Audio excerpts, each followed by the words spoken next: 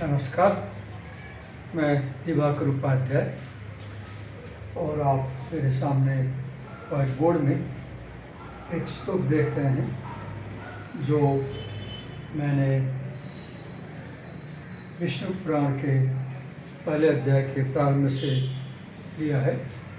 ये उसका मंगलाचरण का श्लोक है और मैं इस श्लोक से आपको यहाँ ये बताने जा रहा हूँ कि कैसे सनातन संस्कृति में पढ़ने के भी नियम हैं। आप किसी भी पुस्तक को ऐसे उठा करके सीधे नहीं पढ़ सकते हैं।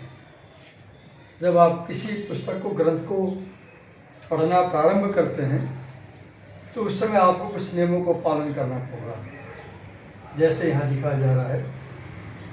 तो महर्षि व्यास जी जब विष्णु पुराण को प्रारंभ कर रहे हैं तो वो ये श्लोक लिखते हैं, नारायणं नमस्कृत्य नरं चैव नरोत्तमं देवीं सरस्वतीं व्यासं ततो जयमुदीरयेत्। अब इसके अर्थ को समझें, एक एक पदों का अर्थ लगाएं।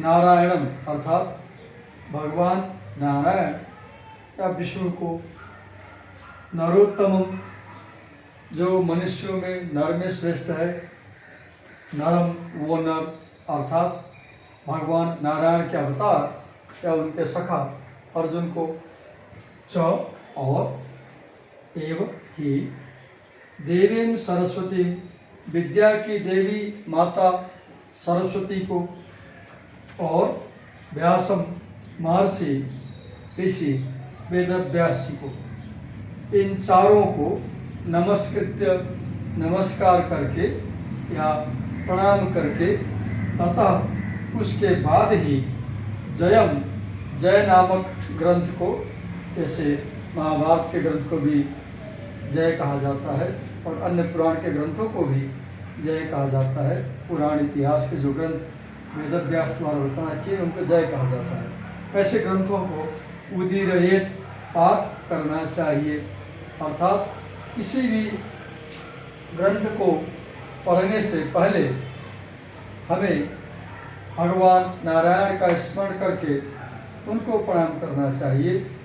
हमें नरोत्तम अर्जुन का स्मरण करके उनको प्रणाम करना चाहिए और हमें देवी सरस्वती माता का स्मरण करके उनको प्रणाम करना चाहिए। और साथ ही साथ हमें पुराणों के रचयिता महर्षि वेदव्यास का भी स्मरण करके उनको प्रणाम करना चाहिए। इस प्रकार इन चारों विभूतियों को, विभूति ने भगवान को तो विभूति नहीं बोल सकते, भगवान तो भगवान है, भगवान समेत भगवान नारायण, अर्जुन, सरस्वती देवी और वेदव्यास, इन चारों को स्मरण करते हुए, इनको प्रणाम करते हुए, नमस्कार करते हुए, इनके लिए श्रद्धा दिखाते हुए हमें कोई भी चीज़ पढ़ना प्रारंभ करना चाहिए। तो आप देखेंगे कि कैसे हमारी जो सनातन सभ्यता है, हमारा जो सनातन संस्कृति है, इसमें छोटे छोटे चीज़ों के लिए भी कितने महत्वपूर्ण नियम दिए गए हैं। जब हम भगवान को स्मरण करके, सरस्वती को स्मरण करके और रचयिता लेखक वेदव्यास को स्मरण करके किसी चीज़ को अध्ययन करेंगे तो हमारा उसमें दिल लगेगा और हमारा अध्ययन भी बहुत ही सफल होगा। अगर आपको इस तरह की चीज़ें सुनने में रुचि है और ये अच्छा लगे तो आपसे मैं अनुरोध करूँगा कि आप मेरे YouTube चैनल को सब्सक्राइब कीजिए। सुनने के लिए धन्यवाद।